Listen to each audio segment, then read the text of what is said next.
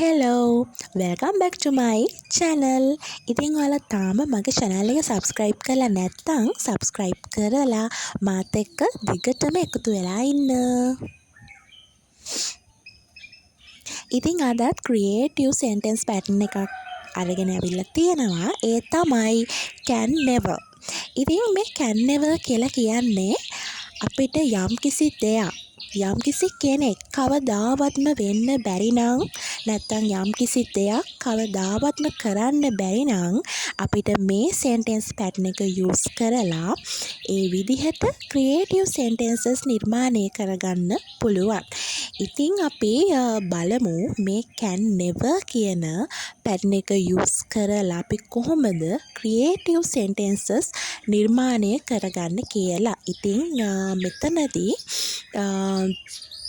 ඇත්තටම කියන්න ඕන මේක හරිම ලේසි පැටර්න් එකක්. ඉතින් බලන්නකො කොහොමද sentences නිර්මාණය කරගන්න කියලා. මට කවදාවත් හොඳ මිනිසෙක් නම් වෙන්න බෑ. I can never be a good person. I can never be a. ඉතින් I can never කියන්නේ මට කවදාවත් බෑ. ඉතින් be කියන්නේ වෙන්න a good person හොඳ මිනිසෙක්. ඉතින් ඔන්න ඔය විදිහට තවත් වාක්‍ය දෙකක් තියෙනවා. I can never do it. මට කවදාවත් ඒක කරන්න බෑ.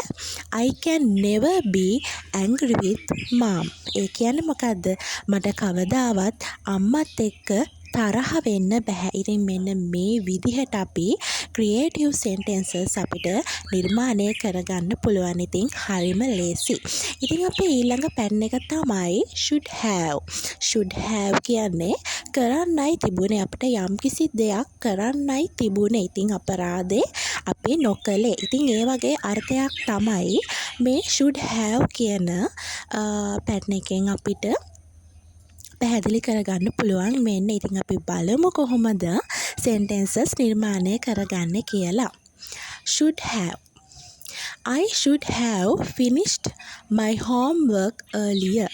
මට වේලාසන පාඩම් වැඩ ඉවර කරන්නයි තිබුණේ. ඉතින් බලන්න කොච්චර ලේසිද කියලා.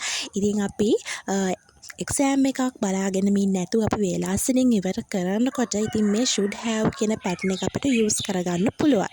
ඔයාට මේ කාමරේ වේලාසන අස් කරගන්න තිබුණේ. You should have cleaned this room earlier. ඔයාට තනියම යන්නයි තිබුණේ. You should have gone alone. ඉතින් මෙතනදී අපි should have එකට පස්සේ එකතු කරන verb එක අනිවාර්යයෙන්ම past participle verb එකක් වෙන්න ඕන. ඉතින් මෙන්න මේ විදිහට creative sentences නිර්මාණය කරගන්න පුළුවන්. ඉතින් අද මගේ lesson එක බලපු ඔයාලා හැමෝටම thank you. ඉතින් මගේ channel එක subscribe කරලා මාත් එක්ක දිගටම එකතු වෙලා ඉන්න. bye bye.